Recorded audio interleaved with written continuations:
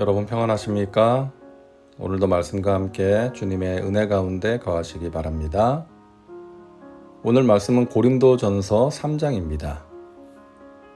바울은 고린도의 성도들을 향해서 강한 어조로 책망하듯이 말하는데요.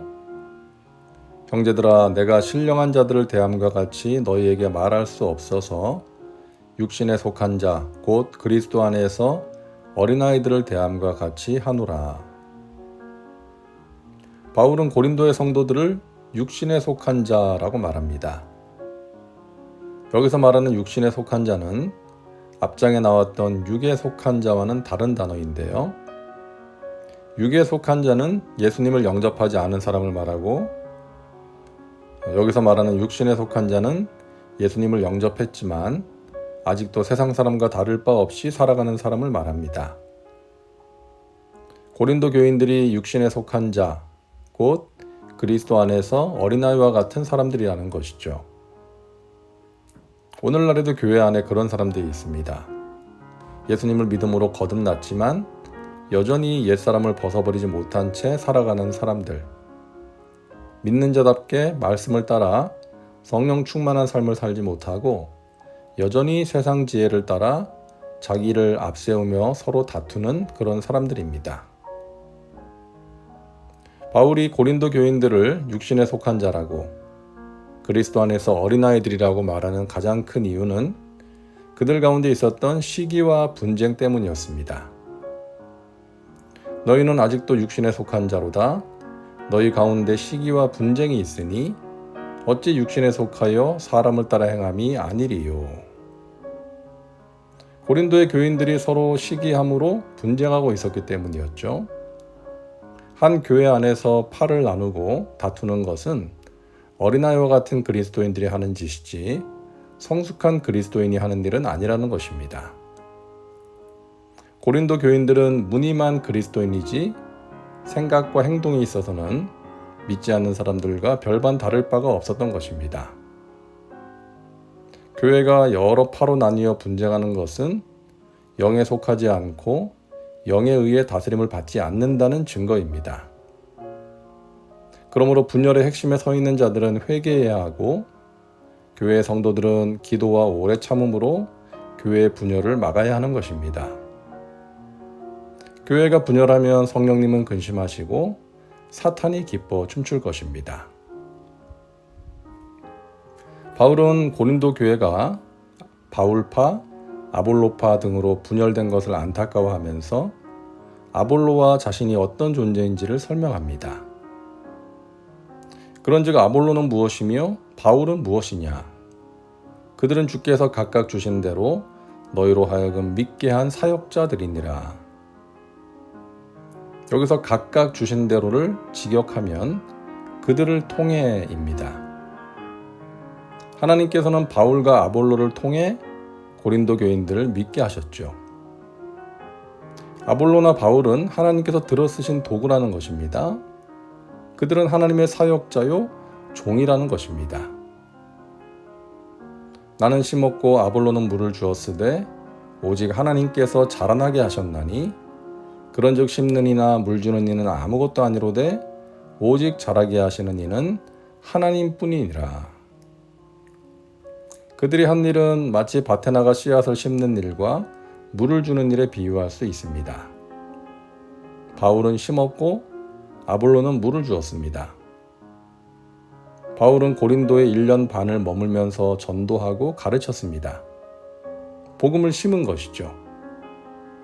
그리고 그 이후에 아볼로가 고린도를 방문해서 성도들을 양육하고 가르쳤습니다.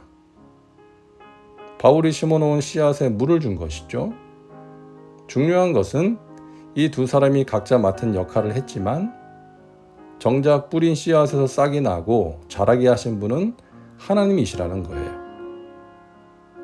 바울은 자라게 하신 분은 하나님이라는 사실을 5절부터 8절까지 4번이나 강조합니다. 곡식이 자라서 열매를 맺기 위해서는 씨 뿌리는 자와 물 주는 자 모두가 필요하죠. 한쪽의 노력만으로는 수확을 기대할 수 없습니다. 씨를 뿌리는 자도 필요하고 물을 주는 자도 필요한 것이죠. 하지만 정작 곡식을 자라게 하시는 분은 하나님이십니다. 자라게 하시는 분에 비하면 심는 사람이나 물 주는 사람은 아무것도 아닌 것이죠. 아무리 심고 물을 주어도 곡식이 자라지 않으면 수확을 기대할 수 없기 때문입니다. 우리가 하나님의 일을 할 때 명심해야 할 내용이죠. 누가 크냐? 누가 높냐? 누가 많은 일을 했느냐? 이런 생각은 아예 하지 말아야 합니다. 우리는 하나님이 불러서 하나님의 일을 맡긴 종들이요 사역자들입니다. 그러므로 각자 받은 은사와 사명에 따라 최선을 다하며 서로 협력해야 하는 것이죠. 그리고 열매를 맺게 하시는 분은 하나님이라는 사실을 마음에 새기고 겸손해야 하는 것입니다. 나는 아무것도 아닙니다 하면서 하나님을 의지하고 사역의 열매로 오직 하나님께만 영광을 돌려야지 그 영광을 내가 누리려고 하면 안 되는 것입니다. 우리는 하나님의 동역자들이요 너희는 하나님의 밭이요 하나님의 집이니라.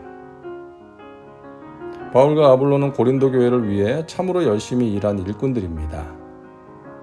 그러나 고린도 교회는 그들이 아니라 하나님의 밭이며 하나님의 집입니다.